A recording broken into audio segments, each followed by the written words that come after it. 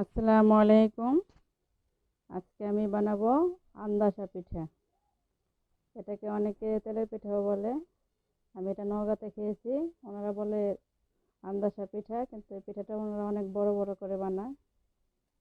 তো আমি এত বড় করে বানাবো না, একটু ছোট ছোট করে বানাবো। এখানে নিচ্ছি চাউলের গুঁড়া। এটা শুকনো চাউলের গুঁড়া। আপনারা ভেজে চাউলের গুঁড়াও নিতে পারেন। আর শুকনো চাউলের গুঁড়াটা নিলে এখানে কুসুম কুসুম গরম পানি দিতে হবে। আর এখানে নিচ্ছি আমি ময়দা। আপনারা ময়দার পরিবর্তে আটাটাও নিতে পারেন। আর দিয়ে দেবো স্বাদ মতো লবণ। মিষ্টি জিনিসে একটু লবণ দিলে খেতে কিন্তু আরও বেশি ভালো লাগে। তো শুকনো উপকরণগুলো আগে হাত দিয়ে একটু মিশিয়ে নেব। আর এই আন্দাসা পিঠাটা আজকে আমি বানাবো খেজুরের ঝোলা গুড় দিয়ে। আপনারা আখের গুড় দিয়েও বানাতে পারেন। এটা ওনারা গুড় দিয়ে বানায়। তো এখানে আমি ঝোলা গুড় নিচ্ছি, ঝোলা গুড়টা দিয়ে দিচ্ছি। আমি আজকে সম্পূর্ণটা ঝোলা গুড় দিয়েই করবো।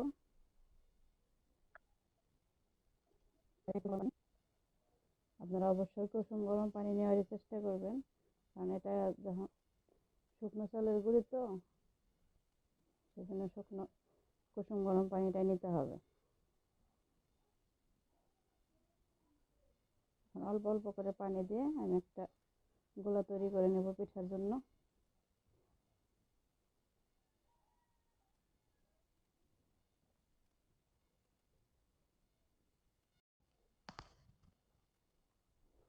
এইভাবে করে বেশ কিছুক্ষণ নাড়তে হবে এইভাবে, কারণ শুকনো চালের গুঁড়ি তো নাড়তে নাড়তে দেখবেন একটা আঠা আঠা ভাব আসে। আঠা আঠা ভাব আসলেই সুন্দর হয় গোলাটা। এখানে কিন্তু আমার পানি আরও লাগবে, আমি অল্প অল্প করে দিব। আগে কিছুক্ষণ এইভাবে হাত দিয়ে নেড়ে নেব।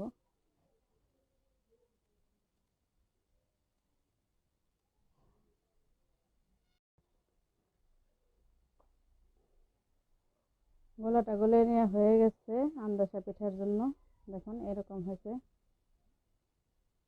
বেশি পাতলা করা যাবে না, বেশি পাতলা করলে কিন্তু ভালো হবে না।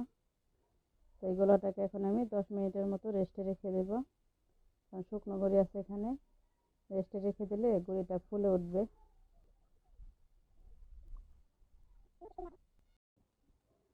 আন্দাসা পিঠার গোলাটা আমি 10-15 মিনিটের মতো রেখে দিয়েছিলাম। তো গোলাটা কিন্তু অনেকটাই ঘন হয়ে গেছিলো সুজিটা ফুলে, যেহেতু শুকনো চালের গুঁড়ি। এখানে আমি এই চামচের আর 2 চামচ পানি দিচ্ছি। আর এখানে তেলটা বসিয়ে দিচ্ছি, তেলটা গরম হওয়ার জন্য। তো এখান থেকে এখন আমি পিঠার জন্য গোলাটা দিয়ে দেব।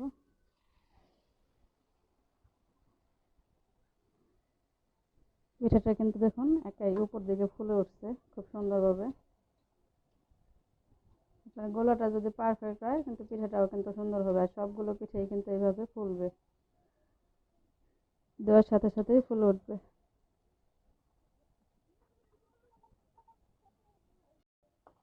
একটা পিঠা কিন্তু হয়ে গেছে, আন্দাসা পিঠা। দেখুন গুড়ের কারণে কালারটা কিন্তু এরকম আসছে, সুন্দর একটা কালার আসছে। তো আরেকটা দিয়ে আপনাদের দেখিয়ে দিচ্ছি। এই আন্দাসা পিঠাটা কিন্তু নগা মানুষ অনেক বড় বড় করে বানায়, কিন্তু আমি এত বড় বড় করব না। আমি এরকম ছোট ছোট করে বানাবো।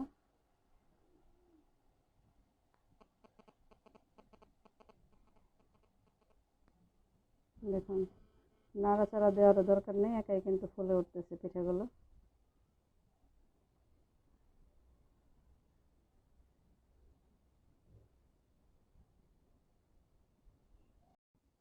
এই পিঠাটাও হয়ে গেছে, উঠিয়ে নেব। তেলটা ঝরিয়ে আমি উঠিয়ে নিতেছি। আর এরকম করেই বাকি যেগুলো পিঠা আছে সবগুলো পিঠা আমি ভেজে নেব।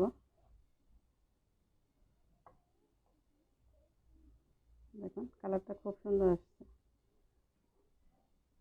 এখানে কয়েকটা পিঠা ভাজা হয়েছে, আর বাকি যেগুলো আছে ওগুলো একই রকম করে ভেজে নেব। এই তো সবগুলো আন্দাসা পিঠা বানিয়ে নেওয়া হয়ে গেছে। দেখুন অনেকগুলো পিঠা হয়েছে কিন্তু। আর পিঠাগুলো কিন্তু একদম ফুলকো ফুলকো হয়েছে। মানে একদম ফুলকো ফুলকো পিঠা।